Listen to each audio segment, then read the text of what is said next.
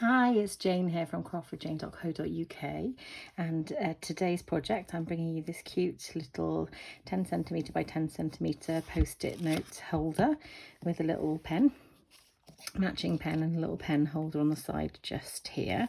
So it is quite a nice little snug fit there, so it shouldn't drop out, and it's just perfect as a little gift for somebody. And this one says the little things you do make such a big difference, and a coordinating sticky notepad with lines, because it's really handy, and it's a nice size. It's bigger than your average 3 inches by 3 inches. In inches, this pad is about 4 by 4, which works out about 10 centimeters by 10 centimeters. So I'll be doing this project in metric today.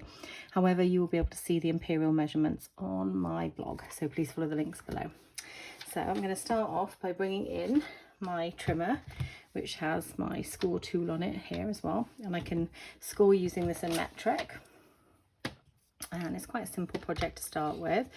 So I'll be bringing in my piece of cardstock, which measures 23.4 centimeters by 10.2, which I think is about 4 inches by 9 1/8 inch.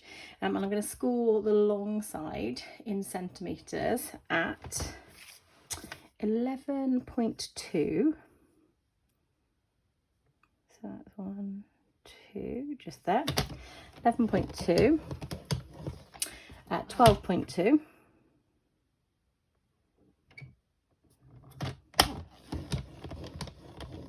And 13.2, so centimetre apart. And this is for the pen. There we go, so that's there. And those measurements in inches are 4, 4 3/8 and 4 3/4. And then I'm gonna keep this out a second, but I will score. Just need to grab my bone folder. Sorry about this one, it's my ink one, but it is clean, so I'll just get this one out because it's the closest one to hand. And then this one here. There we go. So I've just scored it in my 3 places. I now need to make sure this one goes inverted, so just gonna gently score it so it's creating a W. Turn that over. There we go. And then if I turn on that side, perfect.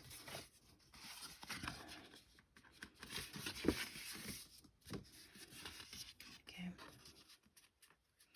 So eventually it's going to stick there and a part of this will come out. So now I need to make my score lines here. So this is, should be 10 centimeters or 4 inches approximately, which it is. Perfect. Actually, it's just over 10 because I've done it by 10.2, so it's just over.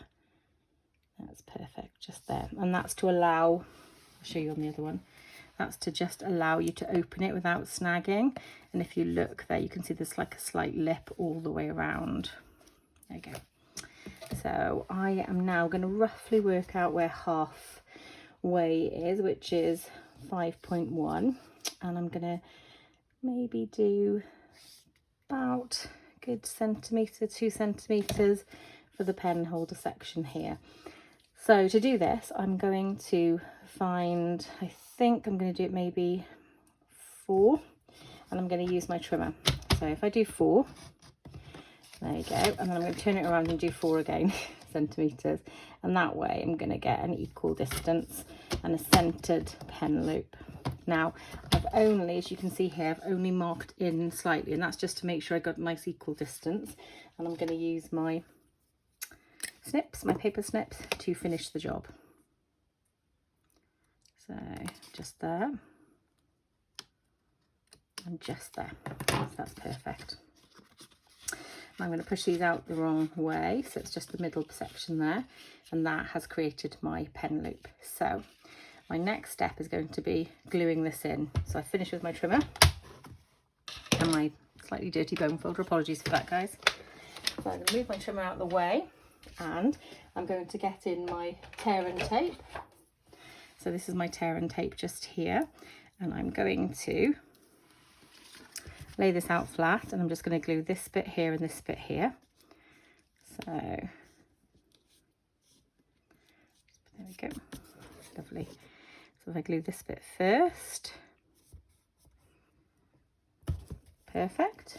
Turn it around. And I'm gluing this bit here. So this is going to glue to the slightly longer section here. Go, get my pick tool out. Okay. I'm just going to pick this up. There we go. And same on this side. Pick it up. Lovely. And now I will fold it over completely and press these areas down. And then if I pop this up, should create my basic structure. So the pad I'm going to be using is this post-it note pad, which is in orange, and this is a pumpkin pie because I wanted to use an orange theme. So I basically looked at the pads, so there was like a really bright pink, an orange and a green, and I thought, oh, I haven't done an orange project for a while, so I'd quite like to do that, and so I picked that. So then I picked all the colours to coordinate with it and match with it. So I'll also try my orange pen to make sure my orange pen fits. Oh yeah, it's nice snug fit there. Perfect. So I'm going to double check my pad fits. Yes, it does, and it allows a little edge bit just here. Let's double check. Little edge bit just there to be able to get that up. Perfect. Very happy with that. So now I'm going to put some sticky on the back of here, my double-sided tape, and that is what I'm going to attach it with. Probably put 3 bits on just to keep it nice and secure. Just there. There's a nice thickness on this pad as well. It's a centimetre thickness, and the pen was a centimetre, so that's sort of worked out quite well. So you do need to be aware of that, because sometimes with these pads you have to make it big enough to fit the pen in the pen holder, and it does leave quite a lot of slack if the pad isn't a nice generous thick pad as well. Okay, so I have to be quite precise with this section if you can. So I'm going to try and make sure that I'm going to try and butt it up against the edge like that, and then I'm going to try my best to keep it in line. I failed at the first hurdle, guys. Maybe I'll try a different way. Normally I'd be right on top of this project doing it, but I think because I'm trying to do it at a little angle, I don't want to make a mess up of it. There we go. That's a better fit there. Perfect. There we go. Nice fit. A little bit on the edge there, so I can pull it up without it ruining the paper there. And pen fits snug as a bug. Like that. That's great. So I'm just going to press this down. May turn it over and just make sure it's pressed in at the back. Lovely. Okay, so for decoration, I am going to possibly give this to any new team members that I get soon. So I'm going to use the Stamping Your Way to the Top stamp set, and this is only available to demonstrators, and I'm going to put the Welcome to the Team stamp on there. And I'm going to use the Tasteful Label dies. So I've shown you my how I keep my dies. I like them to be nice and visual, but I don't like them to flip around a lot, so I put a little magnetic sheet in with them there. So I started by cutting out 2 of these dies. I'm going to raise this up off the pad here, and I've already pre-stamped this sign here, so I need some background paper. So my DSP I've got from the Party Pattern Host set, which I've cut out at 9.8 centimetres by 9.8 centimetres, and again look at my blog for exact measurements in Imperial, and I'm going to stick that on there and pop that there. I think that'll look quite sweet and bright. So I'm going to get some of my multi-purpose liquid glue, because I just need a little bit of manoeuvrability for this. So I'll pop some of this on the back. Try and be careful not to put too much on. That's great. So now I'm going to try my best to center this in the square. That seems quite lovely. Great. Now I'm going to use my gingham ribbon just here in the bumblebee colour, because I do want it to be quite pretty, and I'm not sure whether to put it underneath here or underneath there maybe. Yeah, I think I'll do it underneath there. So I'm going to attach this also with some glue while I've got it out. There we go. I'll pop that just in the centre, but a little bit too left.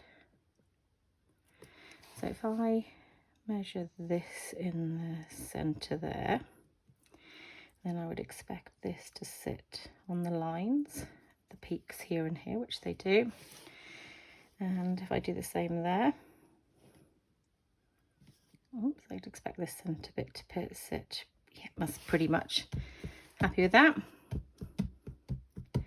Pressing it all down. Lovely.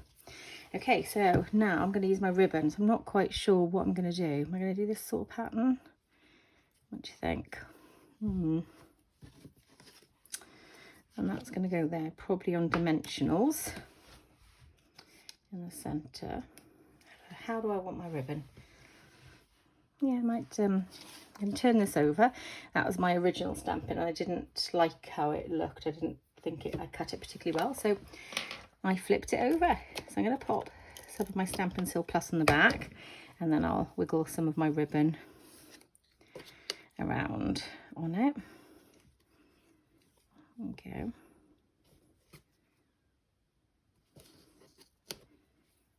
Let's see how this looks. See if we like this when we turn it over. I'll put another little bit just here to have it coming back up here. So it kind of goes off and flip it over. Yeah, I'll do a bit wider that side, I think. How does that look? Yeah, I quite like that. I'll snip some bits off, so I'll snip that one that way and I'll slip that one that way. Yeah, I think that looks quite cute. So I'm going to pop some tape on the back of there just to hold it in place. But I do like to secure it as best I can with tape as well.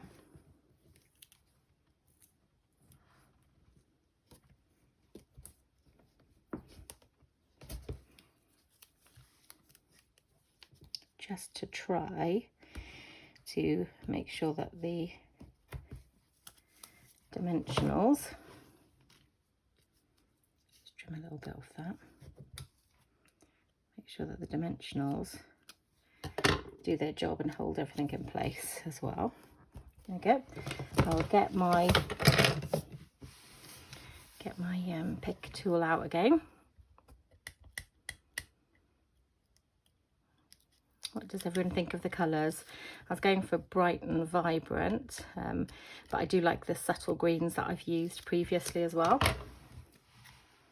There we go. So I will pop this about as best as I can in the middle. I think that sort of looks roughly where I'd expect it to sit. So I'll press it there. I'll just have a little look. So apologies if that's too close to the camera, guys.